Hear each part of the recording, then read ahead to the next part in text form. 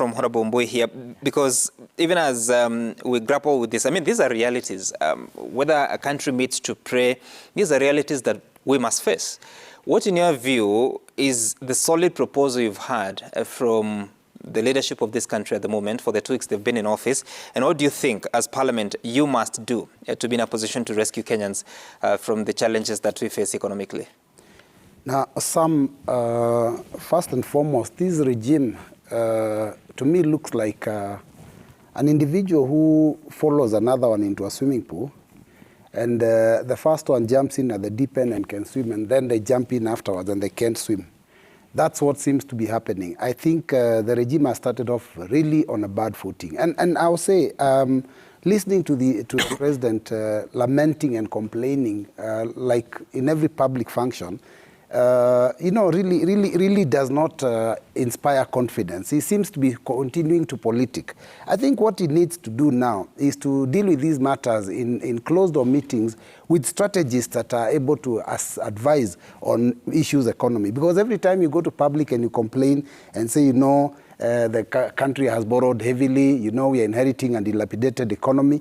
But I want to remind Kenyans that the president was almost a de facto co-president from 2013 actually, when most of these debts started being incurred. In fact, the Eurobonds happened during the period when they were very cozy in a relationship with the former president. So I think what we need to do as a country is to start looking at how we can use our expertise.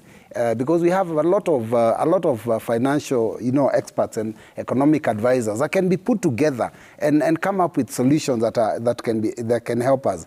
I don't want to begrudge that prayer is important.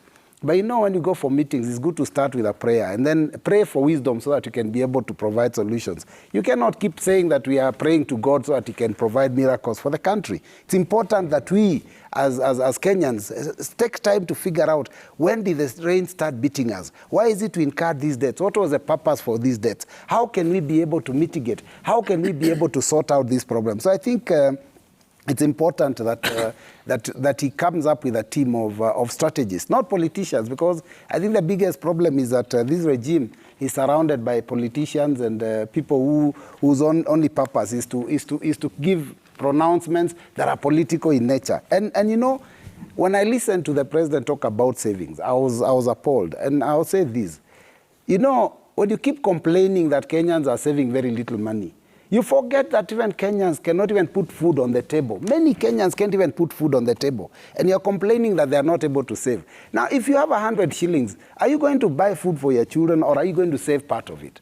I think the reality of the dilapidated nature of this economy seems to have missed out from the leadership of this regime. And I think it's a high time that they spend time.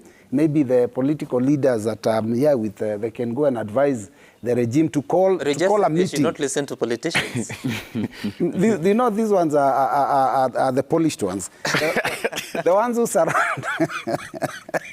These are the polished ones. When you listen to them, maybe they should go and advise that they put together a team of experts and come and look at this country from a perspective of where we've come from, where we are, and where we are headed. And I think, in my opinion, Sam, I think it is true that the country is really suffering economically, and I think it requires sobriety. It requires now for people to start, dealing with issues. And not these side shows and the politicking that continues being there. You do realize you've not given me an answer to the question I asked, but let's listen to CS Ukuri Atani on what he said about the state of coffers, public coffers at the moment. Listen.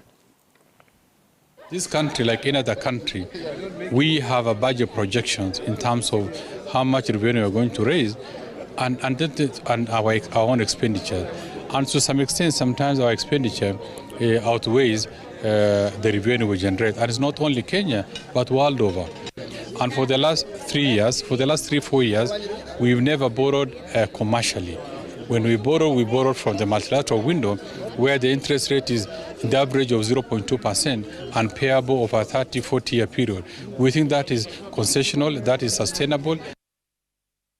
All right, and of course, alongside that, he had spoken about the situation that was quoted by some of the political leaders saying that the country has just 93 million shillings in stock, and he said that you generate revenue on a daily basis and you spend revenue on a daily basis.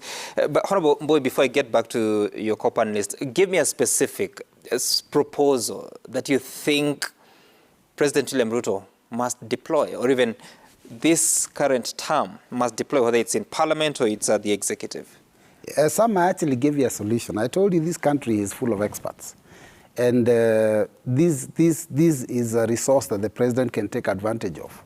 And that's why I said he needs to stop surrounding himself with mere politicians that will keep politicking and put together a team that can be seriously able to advise him on economic issues so that he can be able to start figuring out how to tackle the debt problem. I don't want to give him solutions from this podium. I think he needs to put together his own team and provide solutions. If we were in government, I would be able to give you solutions now. We had our solutions, the Kenyans voted for them. Let them provide the solutions for the country. Otherwise,